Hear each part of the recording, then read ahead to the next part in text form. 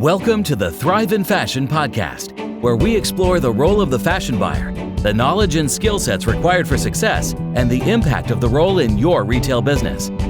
In each episode, you will learn about industry best practice and how the buyer's role is evolving in this ever-changing, fast-paced industry.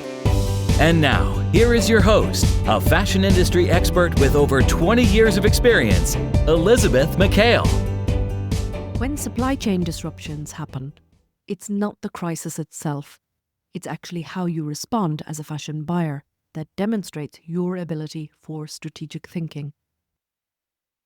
Hello, and welcome to this week's episode of the Thrive in Fashion podcast.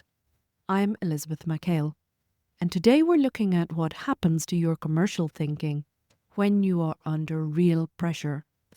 Because it is in those moments when something goes wrong and a decision needs to be made that you find out pretty quickly where your development actually is.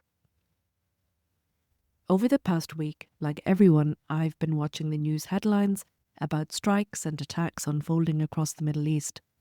Having lived in the region for almost 15 years, these developments are not just distant geopolitical events.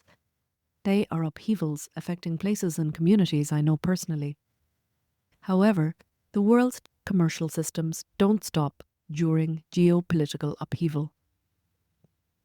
I'll be honest, talking about fashion buying seems almost trivial when people are dealing with real fear, displacement, and even loss of life. The human cost of conflict always comes first, and my thoughts are with everyone affected by these events. The question isn't whether fashion matters in the context of war, it's whether fashion buyers can make informed decisions during times of flux and uncertainty. From experience, this usually means being asked to make rapid commercial choices when everything feels uncertain to minimize business impact. When supply chain disruptions happen, it might be a supplier who has gone quiet when you've got 2 weeks until your production start date. It might be a logistics crisis, a port delay, a regional conflict affecting your shipping routes, or a factory that has suddenly dropped capacity. Remember when one of the world's largest container ships became wedged and blocked the Suez Canal? Or more recently, the difficulties with access to the Suez Canal causing delays to stock deliveries because freight companies had to take the longer route around the African continent. This not only increases logistic costs, but it also adds about 10 to 14 days extra to the journey, even if your goods are on a fast ship. What strikes me is not the crisis itself, but it is how differently buyers respond. Some immediately start calculating alternative shipping routes and cost implications, while others send panic messages asking, "What should I do?" And the difference between these two responses is exactly what your boss means when they say that you need to think more strategically. Frankly, most buyers have no idea what strategic thinking actually looks like in practice, because they think it's about having big picture vision or using the right buzzwords in meetings. But it's not. Strategic thinking is a set of behaviours that are revealed when you're under pressure. It's the way of framing a problem, the questions that you ask, and the order in which you consider options. It's not about predicting the future or even having all of the answers, but it's about having a process for making quality decisions under pressure. In normal operating conditions, you may not think about what separates operational competence from strategic thinking, because they can look very similar from the outset. It's not about how smoothly things run when everything's working, because that's really easy. Buyers can be managing their critical paths, updating their trackers, keeping their suppliers in line. But the difference only becomes really obvious when something breaks. When the plan is no longer the plan, it's under those circumstances that I see most clearly how somebody thinks differently or strategically. Let me give you an example of what it looks like in practice. So, say your shipments have just been suspended. Your stock is on the water and you're already behind, and now you cannot move anything.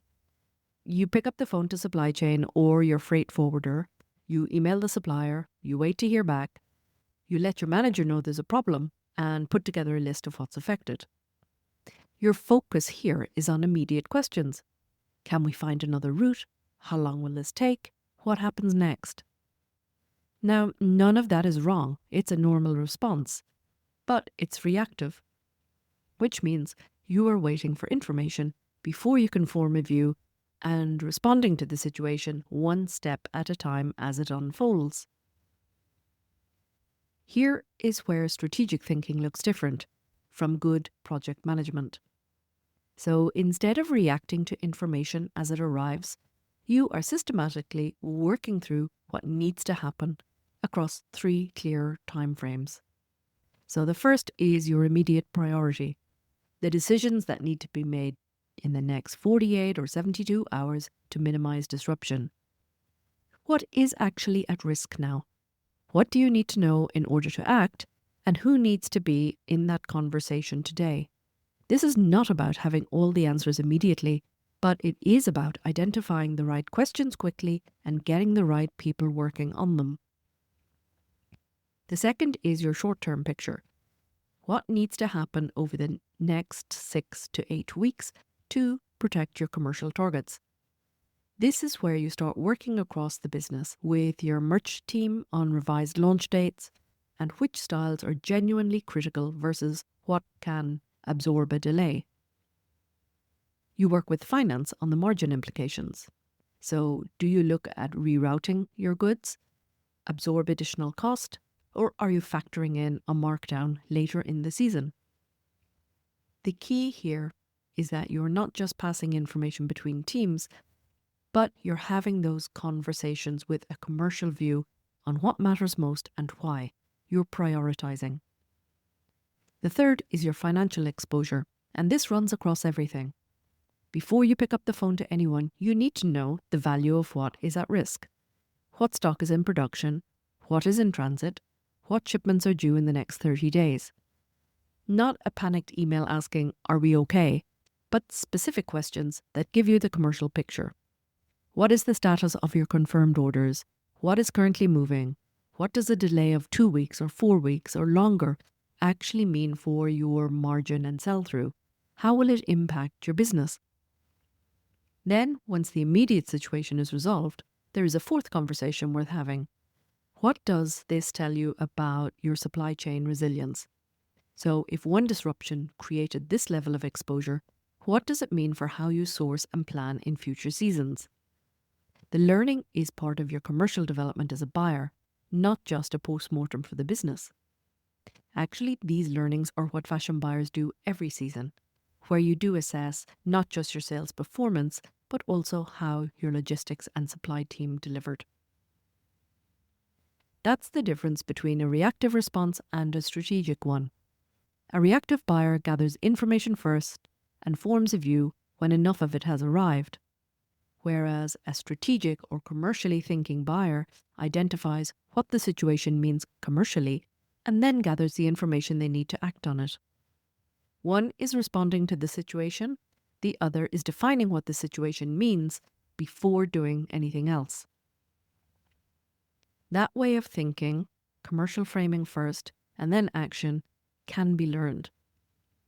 Beyond the timeframes, there are 3 things I consistently see in buyers who handle these situations well, and they're worth keeping in mind anytime you are operating under pressure.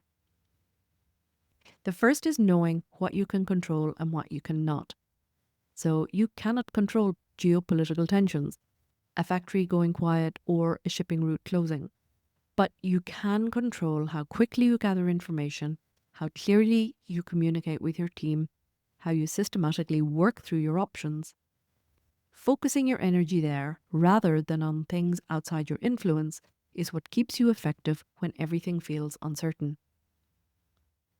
The second is making quality decisions rather than just fast ones. Urgency is real, but making a poorly thought through choice under pressure often creates a bigger problem than the original disruption. So the goal is not to be the first person in the room with an answer. It's to be the person whose answer is commercially sound and shows that you have considered the implications. Speed matters, that urgency matters, but not at the cost of quality thinking. The third is how you manage your supplier relationships through the disruption. When things get difficult, that is when relationships either strengthen or fracture, suppliers remember how you behaved when things go wrong. Whether you communicated openly, whether you worked collaboratively to find solutions, or whether you just went quiet and then came back with demands. The buyers who can maintain transparent communication under pressure build long-term trust that becomes a genuine commercial advantage in future seasons. When I'm assessing a buyer's commercial thinking, what I'm really looking at is this. Can they connect their daily decisions to business outcomes? Most buyers assume thinking strategically means talking about trends or having opinions about the market. But strategic thinking is commercial thinking.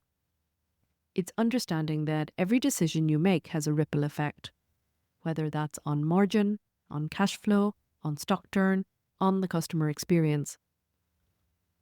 When you are managing a supply chain disruption, a strategically thinking buyer is not just solving the immediate problem. They're calculating the true cost of each alternative. They're thinking ahead. They're thinking of how this affects seasonal timings and the range as a whole. It's almost like you're zooming out and zooming in on the situation.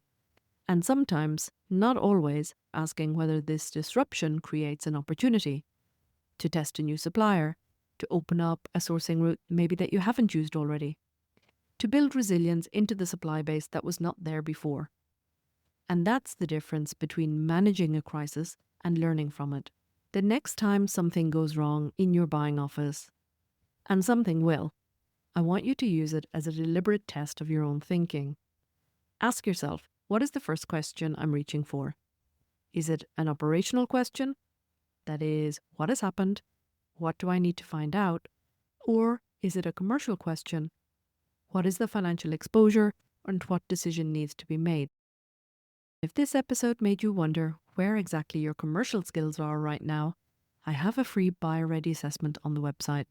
It takes less than 5 minutes and gives you a specific picture of where your commercial competencies are today.